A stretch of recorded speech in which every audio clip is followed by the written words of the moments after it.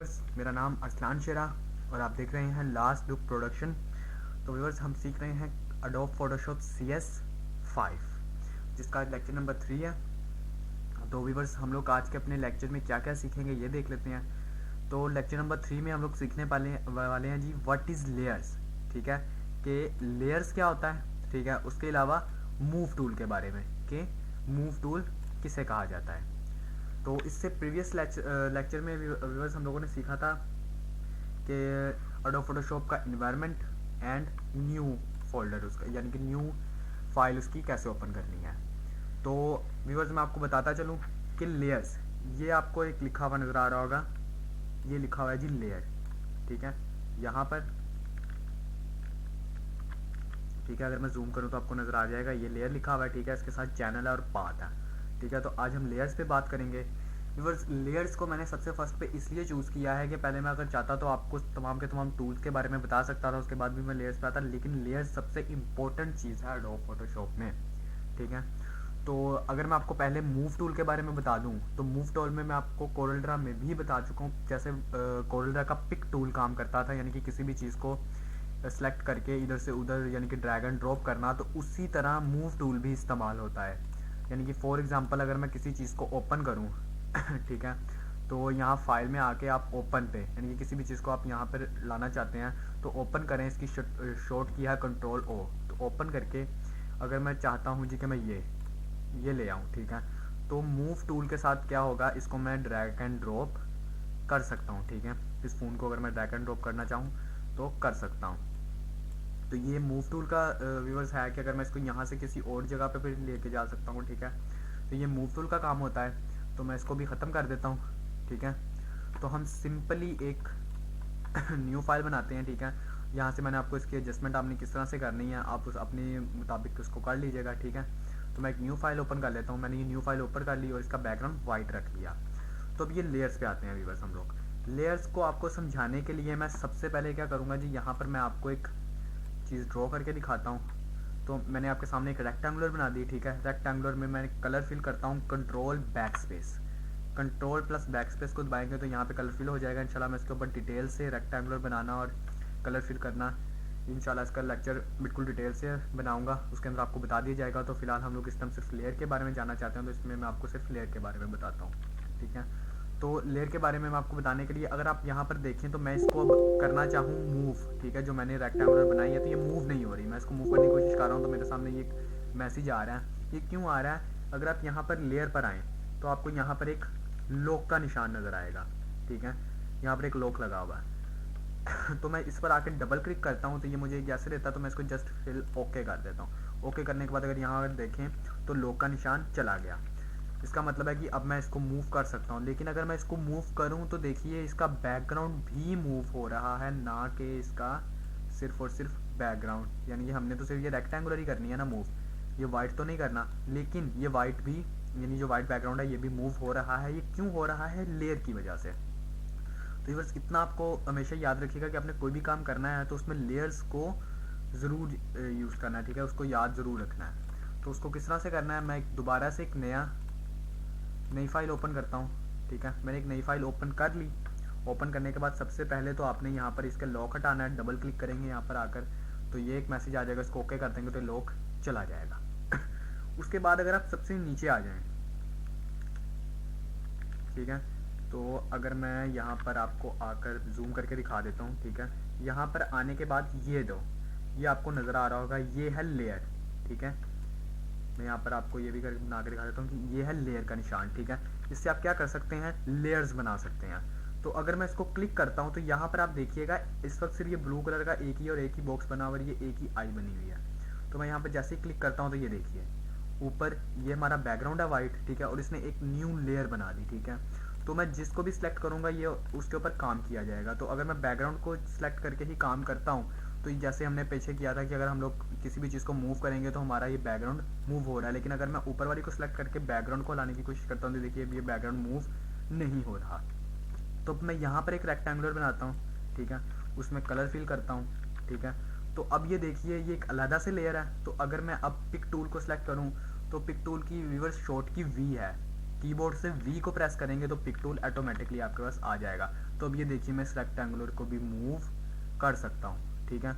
उसके बाद जब आपने टेक्स्ट लिखना है, ठीक है, तो टेक्स्ट लिखने के लिए भी आपको एक अलहदा बनानी चाहिए, क्योंकि अगर आप एक के ऊपर ही बनाकर आप करते रहेंगे, जैसे मैं अब यहाँ पर बनाता हूँ, इसका कलर मैं चेंज कर लेता हूँ, टेक्स्ट का वाइट कलर है,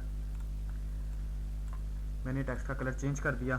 तो यहाँ पर अगर मैं अब लिखता हूँ GAR, ये मैंने लिखा, ठीक है। इसको सिलेक्ट करने के बाद मैं इसको थोड़ा सा बड़ा कर लेता हूँ। तो इंशाल्लाह इसको टेक्स्ट को लिखना कैसे है और इसको सिलेक्ट कैसे करना है और बड़ा वगैरह कैसे करना है, इसको मैं पूरा डिटेल से आपको लेक्चर बताऊंगा। तो आज मैं सिर्फ लेयर्स को समझाने के लिए आपका ये सारे का सारा काम कर रहा हूँ। तो जैसे ही हमने ये टेक्स्ट लिखा, तो ये देखिए एक अलहदा से मेरे नाम, जो मैंने यहाँ पर नाम लिखा है, जो मैंने ये नाम लिखा है, ठीक है, उसी नाम की ये एक और लेयर आ गई, ठीक है। इसका मतलब कि ये जो टेक्स्ट है इसकी अलहदा लेयर बन गई, ठीक है। उसके बाद अगर देखा जाए नीचे, ठीक है, जो ये रेक्टेंगुलर बनी हुई है, ठीक है, इसकी अलहदा से लेयर है, ठीक है। तो मैं इसी के साथ उसी कलर की मार्किंग कर देता हूँ, उसी चीज़ को जिस तरह की यहाँ पर की हुई है। तो उसके अलावा अगर आप देखें जी यहाँ पर सबसे नीचे, तो ये हमारे बैकग्राउंड की है, ठीक है, यानी कि टोटली जो पीछे हमारा वाइट कलर का बैकग्राउंड है, ठीक है। अगर मैं यहाँ पे D लिख दूँ, ठीक है, तो आपको समझ आ जाएगी कि ये जो हमारा पीछे बैकग्राउंड है, ठीक है, इसके ऊपर, ठीक है, यानी कि 3 काम किए हमने और 3 ही लेयर्स बन गई।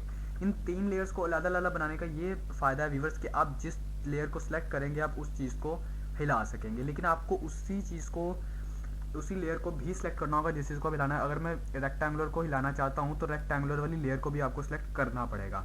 अगर मैं चाहता हूँ जी टेक्स्ट हिलाऊँ, लेकिन मैंने लेयर तो की हुई है ब्लैक वाली सिलेक्ट, ठीक है, तो अगर मैं टेक्स्ट को हिलाने की कोशिश करता हूँ तो देखिए टेक्स्ट नहीं इधर उधर होगा, ड्रैग एंड ड्रॉप नहीं होगा, बल्कि ये रेक्टेंगुलर ही होगी। तो मैं यहाँ से टेक्स्ट वाली को क्लिक करूँगा तो अब ये देखिए टेक्स्ट ड्रैग एंड ड्रॉप हो रहा है, ठीक है। अब मैं बैकग्राउंड को यहाँ पर इस रेक्टेंगुलर करना चाहूँ तो नहीं कर सकता, और अगर मैं बैकग्राउंड को चूज़ कर लूँ तो उसके बाद मैं ये टेक्स्ट और इसको भी नहीं कर सकता। यानी कि आपने जितना भी काम करना है हमेशा अलग-अलग लेयर बनानी है, कि अलग-अलग लेयर बनाने से ये आपको फ़ायदा होगा कि आप उस चीज़ को आराम से ड्रैग एंड ड्रॉप, छोटा बड़ा या कुछ भी उसको अप डाउन कर सकेंगे। तो मुझे उम्मीद है आज के लेक्चर की आपको समझ आई होगी, मूव टूल की भी आपको समझ आ गई होगी और लेयर्स की भी आपको समझ आ गई होगी, और लेयर्स को किस तरह से क्रिएट करना है वो भी मैंने आपको बता दिया, ठीक है।